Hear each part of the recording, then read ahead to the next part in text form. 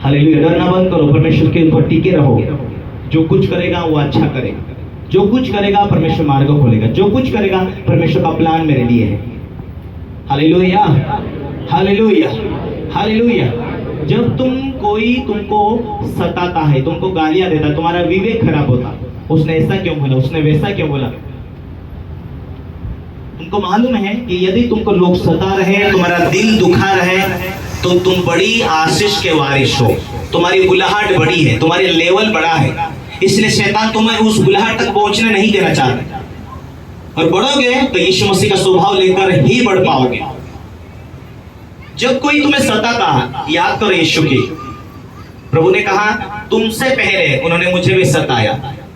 यीशु ने कहा यदि गिल्ली लकड़ी का यह हाल है तो सूखी लकड़ी का क्या हाल होगा। हालेलुया।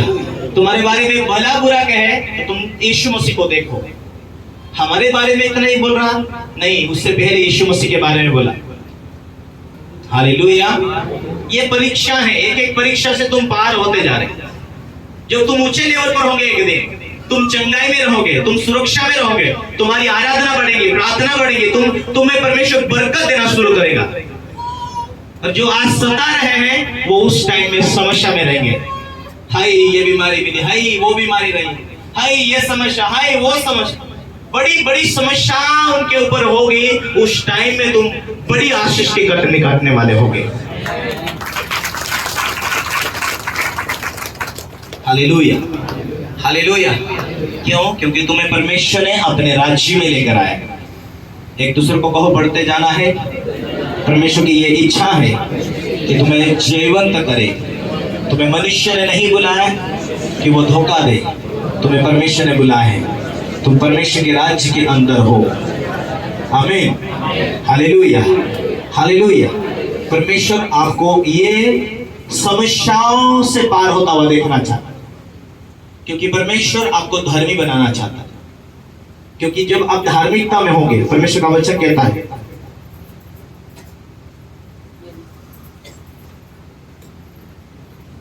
क्योंकि धर्मी जन की प्रार्थना के प्रभाव से बहुत कुछ हो सकता है। आमीन। याकूब का पत्री उसका हम देखते हैं, याकूब 5 अध्याय उसके 16वें पद में। इसलिए तुम आपस में एक दूसरे के सामने अपने अपने पापों को मान लो, एक दूसरे के लिए प्रार्थना करो जिससे चंगे हो जाओ। पाप के कारण बीमारी है। क्या कारण बीमारी है? पाप के कारण। परमेश्वर कहा इसलिए तुम आपस में एक दूसरे के सामने अपने अपने पापों को मान लो और एक दूसरे के लिए प्रार्थना किया करो, प्रार्थना करो जिससे तुम चंगे हो जाओ। पापों के प्रभाव को बढ़ने मत दो अपने जीवन के अंदर। पापों के प्रभाव को बढ़ने मत दो। पाप के कारण बीमारी आती है। आपको लगता है सुबह से शाम तक मुझ में कोई गलती हो गई, मैंने बच्चों को बोल दिया है तेरा अक्ल नहीं है, वो धीरे धीरे वैसा ही अक्ल नहीं है ऐसा बनेगा।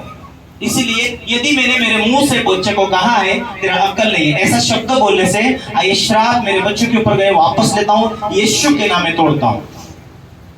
हालेलुया। जो हमसे गलती हुई, जो प्रभु नहीं चाहता वैसा शब्द कभी निकले तो उसे तोड़ो।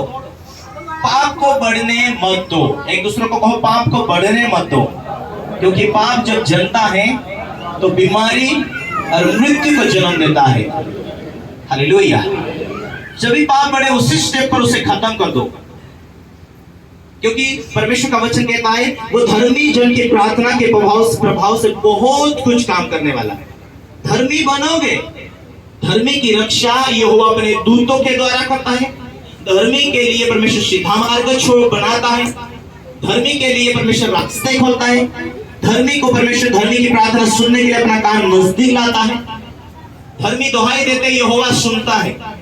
धर्मी जन की प्रार्थना को सुनकर परमेश्वर बहुत काम करने वाला है। आमीन, हालेलुया, हालेलुया, हालेलुया।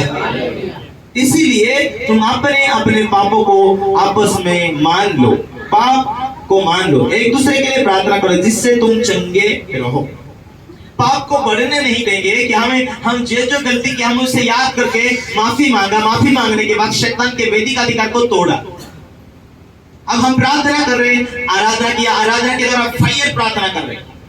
मैं परमेश्वर का मंदिर, होली गॉस्ट फायर, पवित्र आत्मा मुझ में वास करता, बीमारी तेरा कोई अधिकार नहीं, शैतानी शक्ति तेरा कोई अधिकार नहीं। हालेलुया। आप पवित्र आत्मा का मंदिर, आप सामर्थ्य भरी प्रार्थना करेंगे, पवित्र आत्मा की सामर्थ्य से सामर्थ्य भरी प्रार्थना करेंगे, शैतान की सारी शक्तियां खत्म होंगी, उसके प्लान खत्म होंगे, उसकी युक्तियां खत्म होंगी। आमीन। हालेलुया।